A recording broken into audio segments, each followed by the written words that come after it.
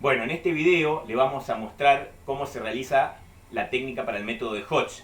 Este método se utiliza para detectar actividad enzimática sobre algún antibiótico que nos interese saber si hay una beta-lactamasa que lo puede hidrolizar. Hoy en día se está usando mucho esto en los laboratorios de microbiología clínica para detectar la capacidad, la actividad sobre una posible carbapenemasa, digamos, ¿sí? Es lo que usamos para confirmar o descartar la presencia de una carbapenemasa.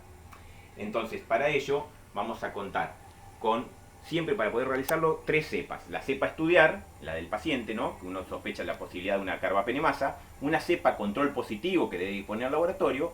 Y para el control negativo y también para la realización del método Hodge se debe contar también con la Escherichia coli 25922, la sensible, la que no tiene ninguna beta-lactamasa. Con esa cepa Escherichia coli, con la Escherichia coli ATCC 25922, se hace un inóculo 0,5 de McFarland y de este se toma y se hace una dilución 1 en 10, porque así es lo que indica la técnica, o lo sugerido incluso por el CLSI para realizar esta técnica de Hodge modificada. Y con este inóculo de 1 en 10 del 0,5 McFarland es que se va a proceder a hacer el hisopado de una placa de Agar-Müller-Hinton. En esta parte la técnica es similar a cualquier otro método de difusión, Es decir, con el hisopo embebido en la cepa ATCC 25922 de Escherichia coli, se hace el hisopado sobre la placa de Agar-Müller-Hinton en las tres direcciones, como clásicamente hacemos para la difusión por discos. La placa tiene que estar seca, sin exceso de humedad, como siempre, con todas las mismas recomendaciones para un método de difusión. Y en el centro de la placa se va a colocar un disco del antibiótico sobre el que queremos estudiar la capacidad de hidrólisis o no. En este caso un carbapenem. De los posibles carbapenemes es mejor siempre estudiar con el carbapenem para el que la cepa mostró el halo menor.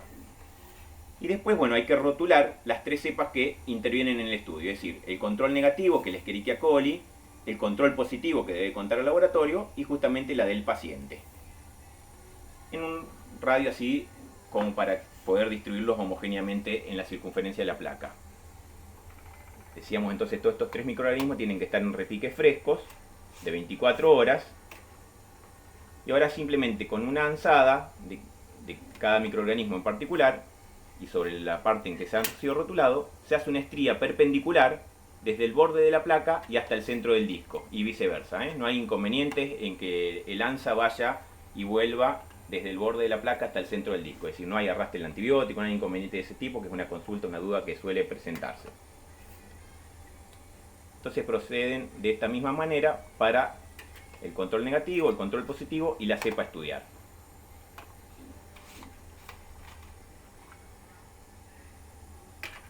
Nosotros acá estamos trabajando con anza descartable, obviamente lo mismo pueden hacer con un anza de metal común y quemar con el mechero.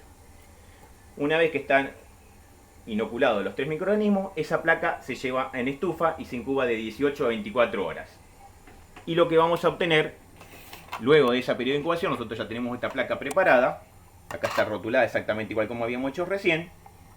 La Escherichia coli va a haber crecido todo alrededor de la placa, salvo en donde el halo del antibiótico era esperable, ¿no? Que es toda esta zona, el halo que tendría que haber sido una circunferencia. Fíjense que acá está la cepa negativa, no se altera esa circunferencia, pero donde está tanto el control positivo como la cepa en estudio, en este caso, hay una indentación del crecimiento hacia el centro, hacia donde va hacia el disco del antibiótico, y esto es lo que se conoce como un método de Hodge positivo. ¿Por qué? El fundamento de esta técnica es que el antibiótico, al ir difundiendo, cuando atraviesa el crecimiento de la cepa con carbapenemasa, ese antibiótico es hidrolizado, ya no está presente en cantidades suficientes como para impedir el crecimiento de la Escherichia coli, y entonces por eso que crece ahí la Escherichia coli, que es sensible obviamente a este antibiótico. Y esta indentación, que es clara, que es notoria, llega hasta casi el centro del disco, es lo que se considera un método de Hodge positivo. Está indicando que hay una beta-lactamasa capaz de hidrolizar al antibiótico. En este caso, entonces sería una carbapenemasa.